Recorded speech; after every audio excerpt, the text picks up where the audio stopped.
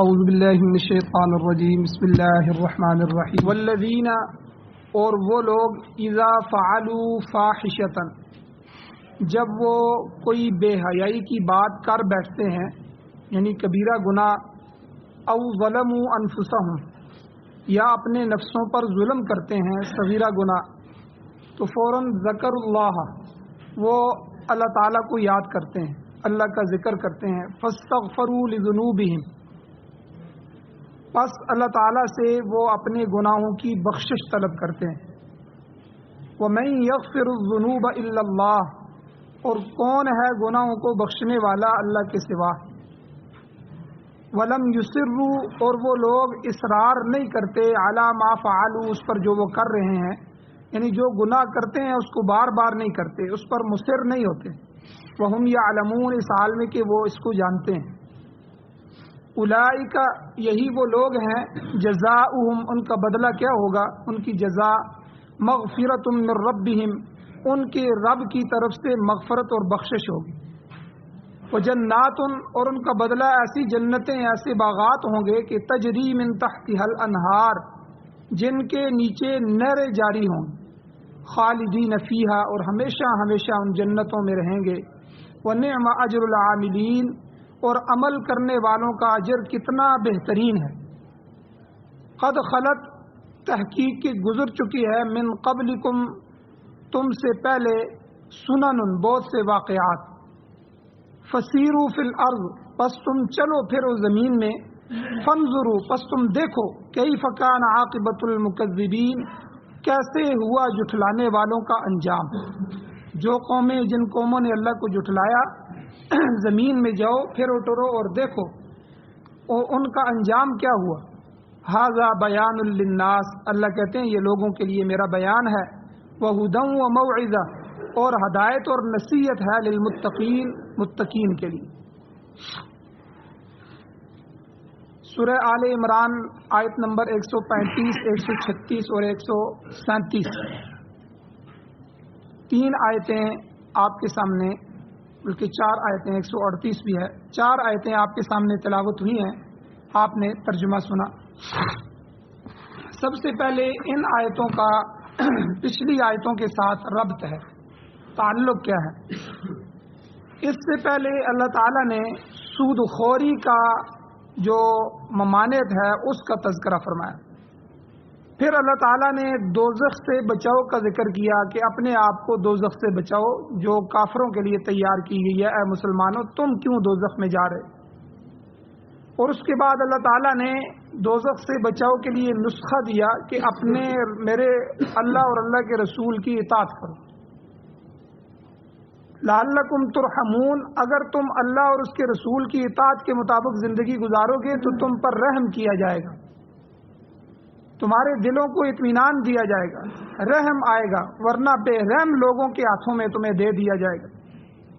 پھر اللہ تعالیٰ نے اس کے بعد بہشت کا، جنت کا، مغفرت کا اور بخشش طلب کرنے میں سبقت حاصل کرنے کا حکم دیا۔ وَسَارِعُوا إِلَى مَغْفِرَةٍ مِّن رَّبِّكُمْ وَجَنَّةٍ عَرْضُهَا السَّمَاوَاتُ وَالْأَرْضُ، اور اللہ نے کہا اعدت للمتقین، یہ بہشت، یہ جنت متقین کے لیے تیار کی گئی ہے۔ پھر اللہ تعالیٰ نے ان متقین کے اوصاف بیان فرمائے کہ وہ متقی لوگ کون ہیں۔ وہ لوگ وہ ہیں کہ جو ينفقون فی السراء والضراء، خوشی کی حالت ہو یا تکلیف کی حالت، تنگ ہوں یا مال زیادہ ہو، جس حالت میں بھی ہوں، وہ اللہ کہتے ہیں وہ ایمان والے، وہ تقوی والے وہ لوگ ہیں جو ان حالتوں میں اللہ کے راستے میں خرچ کرتے۔ وہ یہ نہیں دیکھتے میں غریب ہو گیا ہوں یا تنگ ہوں، 1 روپیہ ہے تو آدھا روپیہ دے دیا، یعنی ان کی عادت بن گئی ہے اور یہ عبادت ہو گئی ہے کہ وہ اللہ کے راستے میں ہر حالت میں خرچ کرتے ہیں۔ دونوں حالتوں کو اللہ نے یہاں ذکر کیا، الذین ينفقون فی السراء والضراء، خوشی کی اور تکلیف کی حالت، اور والکاظمین الغیظ، اور ان متقین کی دوسری صفت یہ ہے کہ وہ غصے کو دبانے والے، غصہ آ جائے تو پرے ہٹ جاتے ہیں، اٹھ جاتے ہیں، دبا لیتے ہیں، اس کو ختم کر دیتے ہیں۔ والعافین عن الناس، تیسری صفت اللہ نے بیان فرمائی کہ لوگوں کو معاف کرتے ہیں۔ پھر اللہ تعالیٰ نے ارشاد فرمایا ان اللہ واللہ یحب المحسنین، اللہ تعالیٰ نیکوکاروں کو پسند فرماتے ہیں، نیکی کرنا والا اللہ کی محبت میں ہوتا ہے۔ یہاں تک تو پچھلی آیت کا خلاصہ ہے. اب ان آیات میں جو آج کے درس میں ہیں ان میں دوسرے درجے کے لوگوں کا تذکرہ ہو رہا ہے. وہ تو متقین تھے، اب گناہگاروں کی طرف اللہ آ رہے ہیں کہ ان کے لیے بھی فلاح ہے، ان کے لیے بھی کامیابی ہے. اور یہ کون لوگ ہیں؟ یہ وہ لوگ ہیں جو برائی کرنے کے بعد، گناہ کرنے کے بعد اس پر نادم ہو جاتے ہیں، شرمندہ ہوتے ہیں، توبہ کرتے ہیں، استغفار کرتے ہیں، آئندہ اس پر اصرار نہیں کرتے، اس کو دوبارہ پھر سے بارہ پھر اسی پر زندگی گزر رہی ہے، ایسا نہیں کرتے. اللہ تعالیٰ ایسے لوگوں کو بھی معاف فرمائے گا جو اس حالت میں بھی آ کر اللہ کے سامنے معافی مانگتے. تو اللہ تعالیٰ نے ارشاد فرمایا ان آیات میں، والذین، اور وہ لوگ، اذا فعلوا فاحشۃ، جب وہ کوئی فحش بات کر گزرتے ہیں، فحش بات، گندی بات، او ظلموا انفسهم، یا انہوں نے اپنی جانوں پر ظلم کیا. اب یہاں فاحشۃ او ظلموا انفسهم دونوں سے کیا مراد ہے؟ مفسرین کرام فرماتے ہیں فحش بات جو اللہ نے کہی ہے تو فحش بات سے گناہ کبیرہ ہے. گناہ کی دو قسمیں ہیں، ایک گناہ کبیرہ بڑا گناہ کی بڑی قسم، ایک گناہ صغیرہ ہے چھوٹے گناہ. تو چھوٹے گناہ تو اللہ تعالیٰ نماز کی وجہ سے، کسی کی مدد کرنے کی وجہ سے، یا اور بہت سی نیکیاں ہیں ان کی وجہ سے اللہ تعالیٰ مٹاتے رہتے ہیں. وہ اکثر ایمان والوں کے جو ہے وہ اگر کوئی نہ کوئی وہ نیکی کرتا رہے تو اس کے پلڑے میں باقی نہیں رکھے جاتے. تو کبیرہ گناہ جو ہے ان کے لیے توبہ شرط ہے. جو بڑا گناہ کیا ہے تو ان کے لیے توبہ شرط ہے، اور توبہ کی 3 شرطیں ہیں. سب سے پہلے ماضی میں جو ہو چکا ہے اس پر شرمندگی ہو، ندامت ہو، آنسو بہ رہے ہوں، اپنی جگہ پریشان حال ہو جائے کہ یہ مجھ سے کیا پوری زندگی میں ہوتا رہا ہے، یہ میں کیا کرتا رہا ہوں، اپنے اللہ سے غافل رہا ہوں اور ان بڑے بڑے گناہوں میں میں مبتلا رہا ہوں.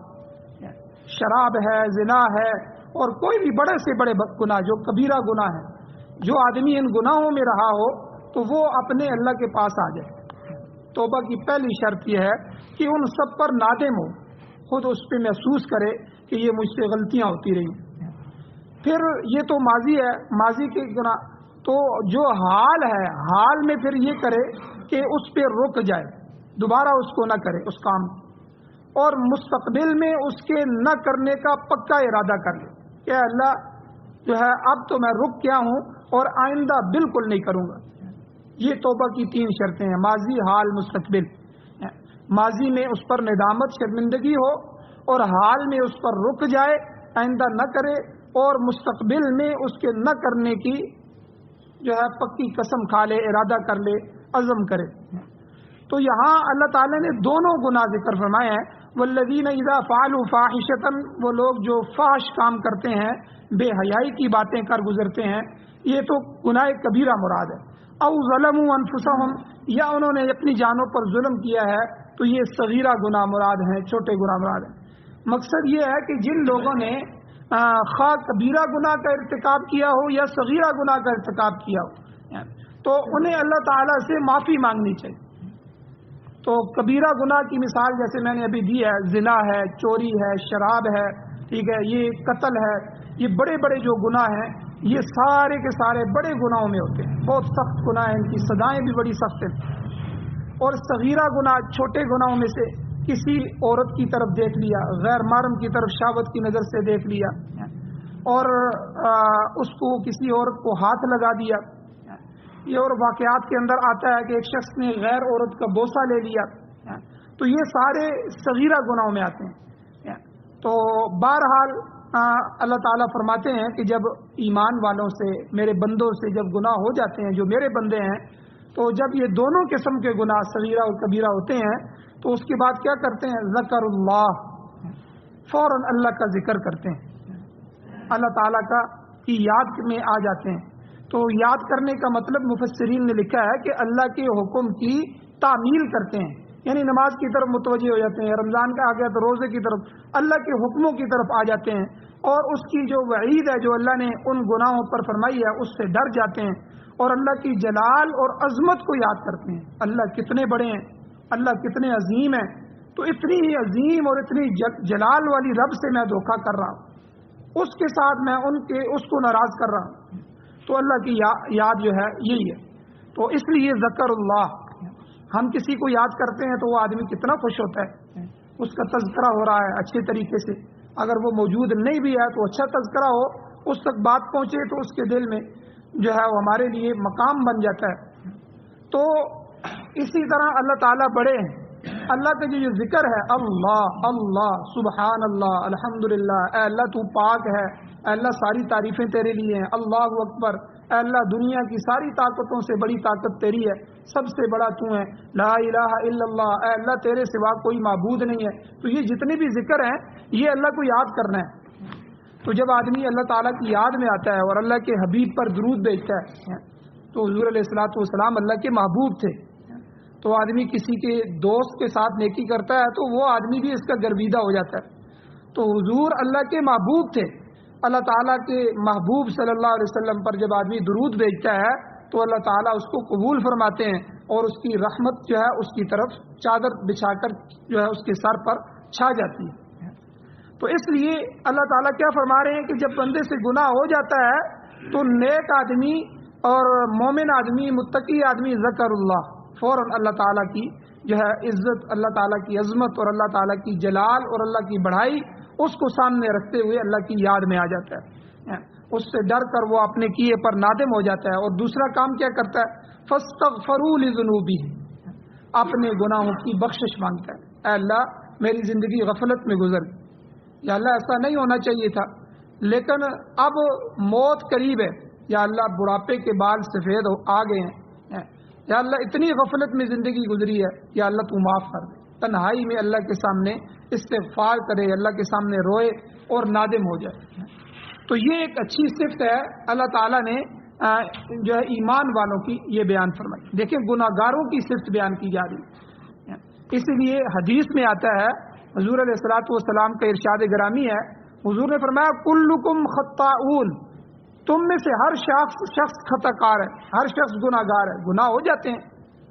کوئی آدمی پیغمبروں کے علاوہ، صحابہ کے علاوہ کوئی آدمی بڑے بڑے ولیوں سے گناہ ہو گئے، گناہ ہو جاتے ہیں. کلکم خطاؤن، حضور نے فرمایا تم سب کے سب خطا کار ہو، گناہ گار ہو. تو مگر خیر الخطائین التوابون، حضور نے فرمایا بہترین گناہ گار وہ ہے. دیکھو گناہ گاروں کو بہترین کہا جا رہا ہے. قربان جائیں اللہ پر اور اس کے رسول پر کہ ہمیں بھی جو ہے ہم گناہ گاروں کو بھی سینے سے لگائیں. تو فرمایا کہ تم میں سے سب گناہ گار ہیں، ہر ایک سے گناہ ہو جاتا ہے، لیکن بہترین گناہ گار، اچھے گناہ گار وہ ہیں جو خطا کرنے کے بعد توبہ کرتے ہیں. وخیر الخطائین التوابون، جو آدمی توبہ کرتا ہے اللہ تعالیٰ سے اپنے گناہوں کو بخشوا لیتا ہے اور اپنے گناہوں کو نامہ اعمال میں نہیں چھوڑتا. اب ایک آدمی گناہ کرتا ہے پھر کہتا ہے اچھا جی ایک ہی دفعہ توبہ کر لیں گے، پھر ابھی بڑھاپے میں جا کے توبہ کر لیں گے، ابھی وقت بہت پڑا ہے بعد میں توبہ کر لیں گے. اچانک اس کا ایکسیڈنٹ ہو جاتا ہے، اس کو ایک منٹ کی مہلت بھی نہیں ملتی کہ وہ توبہ کر لیں. اچانک کوئی ایسا حادثہ پیش آ جاتا ہے، اس کی زندگی کی چند لمحے جو اسے مستعار دیے گئے تھے وہ ختم ہو چکے ہوتے ہیں اور وہ موت کی آغوش میں چلا جاتا ہے. تو اس لیے اللہ کے نبی صلی اللہ علیہ وسلم نے فرمایا کہ گناہ ہو جانا یہ کوئی بڑی بات نہیں ہے. گناہ ہو جاتے ہیں، تم میں سے ہر ایک گناہ گار ہے، بچنا چاہیے بچنا چاہیے. لیکن شیطان اگر تمہیں غفلت میں ڈال دے، گناہ کروا دے، تو پھر بہترین خطا کار وہ ہے جو اللہ کے دربار میں آ جائے اور توبہ کر لے. اسی طرح ایک اور حدیث میں آتا ہے، حضور علیہ الصلوۃ والسلام نے فرمایا التائب من الذنب کمن لا ذنب له، گناہ سے توبہ کرنے والا ایسا ہے جیسے اس نے گناہ کیا ہی نہیں. دیکھیں حضور نے کیا فرمایا. ظاہر بات ہے جب اس نے گناہ کر لیا پھر آگے اسے سمجھ آ گئی، اللہ کے سامنے رو دھو لیا، اللہ نے مٹا دیا، ختم کر دیا، اس کے نامہ اعمال سے مٹا دیا. اللہ اس کو کبھی تانا نہیں دیں گے، اب قیامت والے دن اس کے سامنے نہیں لایا جائے گا، اس سے اس کے بارے میں پوچھا نہیں جائے گا. تو حضور نے کیا فرمایا کہ التائب من الذنب، گناہ سے ذنوب سے توبہ کرنے والا کمن لا، ایسے ہے جیسا کہ لا ذنب له، اس نے گناہ کیا ہی نہیں. تو اس لیے یہ بہت ساری احادیث میں آتا ہے، مثال کے طور پہ کہ جو آدمی رمضان کو صحیح گزار لے تو اللہ تعالیٰ اس کو ایسے پاک کر دیتے ہیں کہ جیسے جو ہے جس طرح بچہ ابھی ماں کے پیٹ سے پیدا ہوا. اور اسی طرح حج مبرور جو ہے، ایک آدمی حج کر کے آتا ہے، صحیح جو ہے اللہ کو راضی کر کے پوری تفصیلات کے ساتھ تقوی کے ساتھ حج کر کے آتا ہے، اور جب واپس آتا ہے تو حضور نے کیا فرمایا، وہ ایسے ہوتا ہے جس طرح پہلے دن کا بچہ ہوتا ہے۔ پہلے دن کا بچہ معصوم ہوتا ہے، اس کے تو کوئی گناہ نہیں ہوتے، ماں کے پیٹ سے ابھی آیا ہے۔ تو اس لیے اللہ تعالیٰ سے معافی مانگ، اچھے انسان کی یہی صفت ہے کہ وہ گناہ پر اصرار نہیں کرتا، بار بار گناہ نہیں کرتا۔ یاد رکھیں، اگر والد کے سامنے بیٹا جو ہے گالیاں دے یا کوئی اس کے مزاج کے خلاف کام کرے، والد روکے اور وہ پھر کرے، اور وہ روکے پھر کرے، بار بار کرے، تو والد کتنا غصے ہوتا ہے، گویا کہ وہ اس کے غصے کو بھڑکا رہا ہے۔ اب ایک گناہ ہے، گناہوں سے اللہ نے ہمیں روکا ہے، تو ہم گناہ کر رہے ہیں، پھر گناہ کر رہے ہیں، پھر گناہ کر رہے ہیں، تو گویا کہ اللہ تعالیٰ کے غصے کو دعوت دے رہے۔ تو اس لیے اچھے انسان کی صفت یہی ہے کہ وہ گناہ پر اصرار نہیں کرتا، بلکہ معافی مانگ کر اپنے رب کو راضی کر لیتا ہے، اور اسی میں انسان کی کامیابی۔ اور حدیث شریف میں آتا ہے، حضور علیہ الصلوۃ والسلام نے ارشاد فرمایا کہ شیطان کا قول ہے، شیطان نے یہ کہا تھا کہ اہلکت الناس بالذنوب، میں نے لوگوں کو گناہوں کی وجہ سے تباہ کر دیا، میں ان کے دلوں میں وسوسہ ڈالتا ہوں، ان کو گناہ پر آمادہ کرتا ہوں، اور جس کی وجہ سے وہ گناہ کی زندگی میں آتے ہیں اور ہلاک ہو جاتے ہیں۔ میں نے بہت سے لوگوں کو گناہوں پر لگا کر ہلاک کیا، لیکن وَأَهْلَكُونِي بِالْإِسْتِغْفَارِ وَبِلَا إِلَٰهَ إِلَّا اللَّهِ، لیکن بعض لوگوں نے مجھے خود تباہ کر دیا استغفار کرنے سے اور لا الہ الا اللہ پڑھنے سے۔ یعنی کیا مطلب کہ جب یہی لوگ 10 سال گناہ کرتے رہتے ہیں، 20 سال گناہ کرتے رہتے ہیں، میں لگائے رکھتا ہوں، اور جب وہ اچانک 20 سال بعد ان کو اللہ ہدایت دے دیتے ہیں اور استغفار کرتے ہیں، اپنی توبہ کرتے ہیں، اور افضل ترین ذکر حدیث میں آتا ہے لا الہ الا اللہ، وہ جب یہ پڑھتے ہیں تو کہتے ہیں میرا سارا منصوبہ شیطان کہتا ہے ناکام ہو جاتا ہے، اور جس وجہ سے میں اس کو ہلاک کرنا چاہتا تھا، اور وہ اپنے رب کو راضی کر کے جنت کی طرف چلا جاتا ہے۔ یعنی میں نے لوگوں کو گناہوں کی وجہ سے ہلاک کیا، اور انہوں نے مجھے استغفار اور لا الہ الا اللہ کی وجہ سے ہلاک کر دیا۔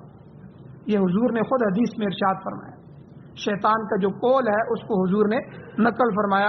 تو اس لیے دیکھیں کہ شیطان کی کمر ٹوٹ جاتی ہے، آتا ہے نا حدیث میں کہ جب آدمی کھانا کھانا شروع کرے تو اپنے شیطان کو اپنے ساتھ ساتھی نہ بناؤ، یعنی دعا پڑھ کے کھانا شروع کرو۔ جب آدمی دعا پڑھ لیتا ہے تو اس میں شیطان کا عمل دخل ختم ہو جاتا ہے، تو ورنہ اگر آدمی اسی طرح کھانا رکھا، اسی طرح شروع کر دیا، نہ بسم اللہ پڑھی نہ دعا پڑھی، تو شیطان اس کھانے میں شریک ہو جاتا ہے، اس کی شیطانیت اور اس کی جو گندگی ہے وہ بھی ساتھ ساتھ پھر چلتی رہتی ہے۔ اور پھر درمیان کی دعا حضور نے سکھلائی کہ درمیان میں پہنچ کے یاد آ گیا تو بسم اللہ اولہ آخرہ، اے اللہ میری بسم اللہ ہے اول سے بھی اور آخر میں بھی، اب مجھے یاد آ گیا، غفلت سے نہیں یاد تھا، تو کہتے ہیں اسی وقت شیطان کیا کر دیتا ہے، اس کے بعد سے اٹھ کے بھاگ جاتا ہے، اور پھر آخر میں دعا پڑھ لے، تو یہ سارا کھانا نورانیت بن جاتا ہے، نور بن جاتا ہے، اس کے لیے اعمال کے لیے طاقت بن جاتا ہے۔ تو اس لیے یہ جو صفات ہیں تو یہ اللہ تعالیٰ نے یہاں بیان فرمائی، اللہ کے حبیب نے بھی یہاں بیان فرمائی۔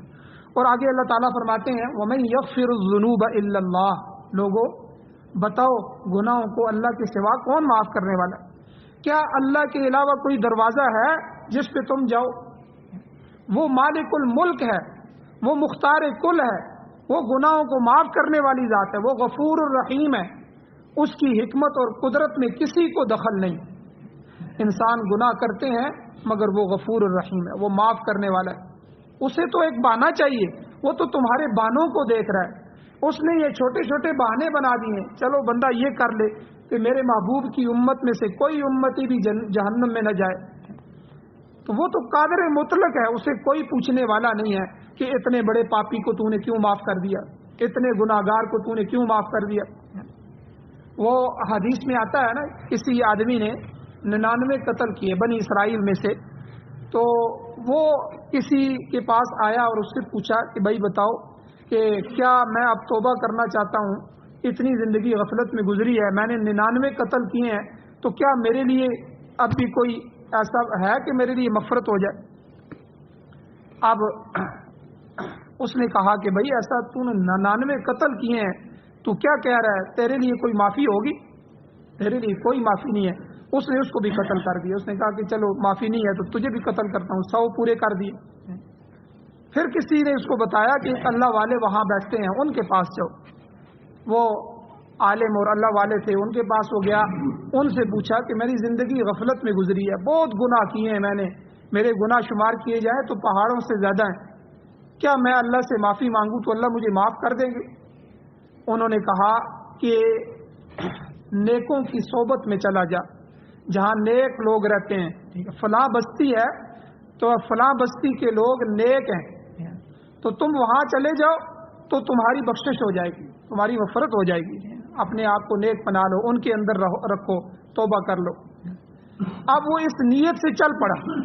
حدیث میں آتا ہے, بخاری شریف کی حدیث ہے, کہ وہ اس نیت سے چلا کہ میں توبہ کرنے کے لیے اس بستی میں جا رہا. اب چلتے چلتے راستے میں, درمیان راستے میں اس کی موت آ گئی. اب جب موت آئی تو حضور نے فرمایا کہ جہنم والے فرشتے بھی آگے, جنت والے بھی آگے. ان میں آپس میں کشمکش ہو گئی. جنت والے کہتے ہیں کہ نہیں, یہ اس ارادے سے چلا تھا, ہم تو اس کو لے کے جائیں گے. جہنم والوں نے کہا کہ ہم لے کے جائیں گے. تو حضور نے فرمایا کہ اللہ تعالیٰ نے ان کو حکم دیا کہ تم زمین کی پیمائش کرو, کہ جس بستی کی طرف یہ جا رہا تھا توبہ کے لیے, اگر وہ بستی قریب ہے تو پھر جنت والے اس کو لے کے آؤ. اور اس زمین کو سمیٹ دیا گیا, اسے گویا کہ جو ہے وہ اس بستی کے قریب کر دیا گیا. اور حدیث میں آتا ہے کہ بلکہ علماء فرماتے ہیں کہ وہ جب اس کو موت آ رہی تھی, آخری سانس تھے, تو اس وقت بھی گھسٹ گھسٹ کے, چاہے ایک انچ ہی جو ہے میں اس طرف چلا جاؤں, اس بستی کی طرف وہ گھسٹ رہا تھا. ایسی توبہ کر رہا تھا کہ میں تھوڑا سا بھی اس کی طرف پہنچ جاؤں, بھاگ کے پہنچ جاؤں. ٹھیک ہے, آخری لمحات میں بھی وہ گھسٹ کے اپنے آپ کو گھسیٹ کے اس بستی کی طرف لے کے جا رہا. تو جب اس کی پیمائش کی گئی تو وہ بستی کے قریب تھا, تو جنت والے اس کو لے گئے. تو اس لیے اللہ تعالیٰ قادر مطلق ہے, اسے کوئی نہیں پوچھ سکتا کہ اللہ تو نے فلاں کو کیوں معاف کر دیا, اتنا بڑا پاپی تھا, اتنا بڑا گناہگار تھا, اور اتنے اس نے قتل کیے تھے, یہ معاملات اس کے چل رہے تھے, تو آپ نے اس کو کیوں معاف کر دیا؟ بھئی وہ تو اس امت کے لیے بہانے دیکھ رہا ہے, کوئی آئے تو صحیح.